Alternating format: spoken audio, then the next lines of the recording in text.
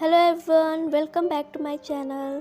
एक गांव में एक किसान रहता था। उसका गांव के बाहर एक छोटा सा खेत था। एक बार फसल बोने के कुछ दिनों बाद उसके खेत में चिड़िया ने घोंसला बना लिया। कुछ समय बीता तो चिड़िया ने वहां 2 अंडे भी दे दिए।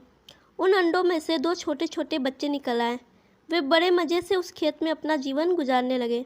कुछ महीनों बाद फसल कटाई का समय आ गया। गाँव के सभी किसान अपने खेतों की फसल की कटाई में लग गए। अब चिड़िया और उसके बच्चों का वह खेत छोड़कर नए स्थान पर जाने का समय आ गया था। एक दिन खेत में चिड़िया के बच्चों ने किसान को यह कहते सुना कि कल मैं फसल कटाई के लिए अपने पड़ोसी से पूछूंगा और उसे खेत में भेजूंगा। यह सुनकर चिड़िया के बच्चे परेशान हो गए। उस समय चिड़िया कहीं गई हुई थी। जब वो वापस लौटी तो बच्चों ने उसे किसान की बात बताते हुए कहा, माँ, आज हमारा यहाँ अंतिम दिन है। रात में हमें दूसरे स्थान के लिए यहाँ से निकलना होगा। चिड़िया ने उत्तर दिया, इतनी जल्दी नहीं बच्चों, मुझे नहीं लगता कि कल खेत में फसल की कटाई होगी।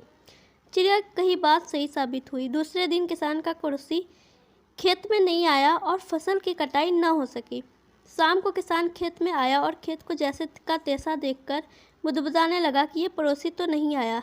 ऐसा करता हूँ, कल अपने किसी रिश्तेदार को भेज देता हूँ। चिड़िया के बच्चों ने फिर से किसान की बात सुन ली और परेशान हो गए। जब चिड़िया को उन्होंने ये बात बताई तो वह बोली, तुम लोग चिंता मत करो, आज रात हमें जाने की ज़रूरत नहीं है। मुझे नहीं लगता कि किसान का रिश्तेदार आएगा। ठीक ऐसा ही हुआ और किसान का रिश्तेदार अगले दिन खेत नहीं पहुंचा। चिड़िया के बच्चे हैरान थे कि उनकी माँ की हर बात सही हो रही है। अगली शाम किसान जब खेत आया तो खेत की वही स्थिति देख बुदबुदाने लगा कि ये लोग तो कहने के बाद भी कटाई के लिए नहीं हैं। कल मैं खुद आकर फसल की कटाई शुरू करूँगा। चिड़िया के बच्चों ने किसान की ये बात भी सुन ली। अपनी माँ को जब उन्होंने ये बताया तो वह बोली, बच्चों, अब समय आ गया है ये खेत छोड़कर जाने का। हम आज रात ही ये खेत छोड़कर दूसरी जगह चले जाएंगे। दोनों बच्चे हैरान थे। इस बार ऐसा क्या हुआ जो माँ खेत छोड़ने को तैयार है? उन्होंने पूछा तो चिड़िया बोली, बच्चों, पिछली 2 बार किसान कटाई के लिए दूसरों पर निर्भर था। दूसरों को कहकर उसने अपना काम से पल्ला झाड़ लिया था, लेकिन इस बार ऐसा नहीं है। इस बार उसने यह अपनी जिम्मेदारी अपने कंधों पर ले ली है, इसलिए वह अवश्य आएगा। उसी रात चिड़िया और उसके बच्चे उस खेत से उड़ गए और कहीं और चले गए।